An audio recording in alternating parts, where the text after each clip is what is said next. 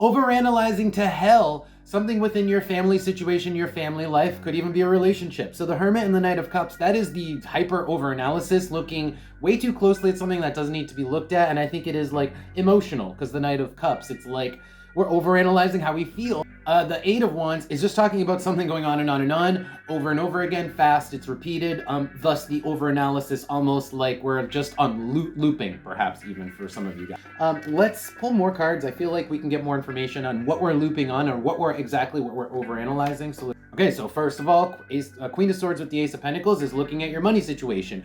Do I have enough money? Overanalyzing that. Do I have enough stuff? Because Ace of Pentacles isn't just your money, it's all your stuff.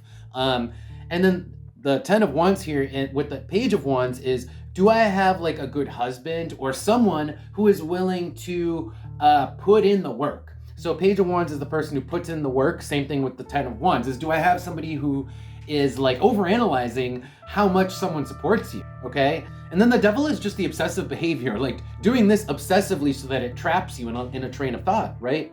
Okay, let's pull Oracle cards and see what else let's see if we can get any more information. Okay, so the first card that came out is the Volcano, which talks about like an emotional, a period of like emotional intensity. So it could be that you're being over emotional too. And then looking down here, the chair and the road forward, it's like you're being over emotional about literally just what is going to happen in the long-term future. It's like some stuff that does not require you to be this emotional or this explosive about, right? And then hyperfixate and all that stuff. So that all kind of ties together. Let's pull advice and see how you guys can get out of this looping, get out of this. Can I have advice for...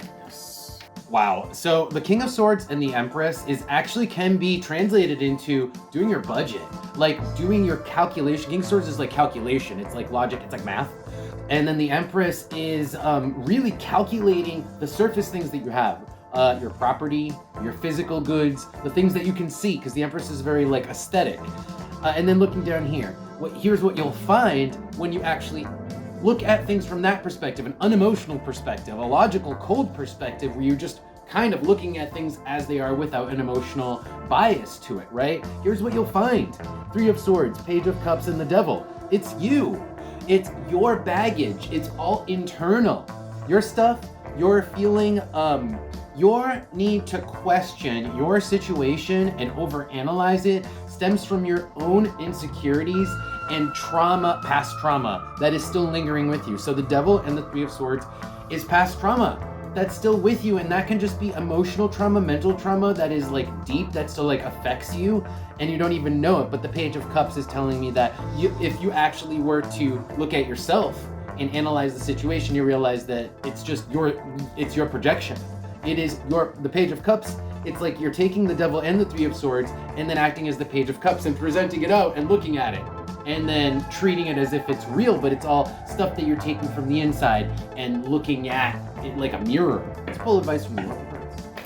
Advice for interesting. So we have the Universal Hexagram and the number 7. So the Universal Hexagram is spirituality. So whatever spirituality you ascribe to, but it is more importantly like your higher self.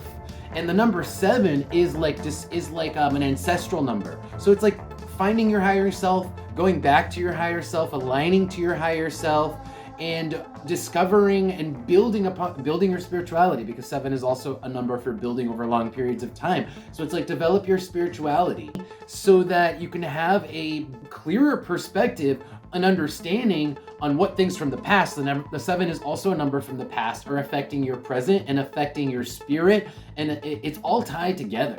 So that is like shadow work, that is like spirituality and understanding that will help you figure out why you need to overanalyze and why you're stuck on this looping pattern. And that's how you end up getting out of it, is through deeper understanding of yourself, your higher self, your past self, okay? That's all these cards. All right, Aquarius says thank you guys so much for being here.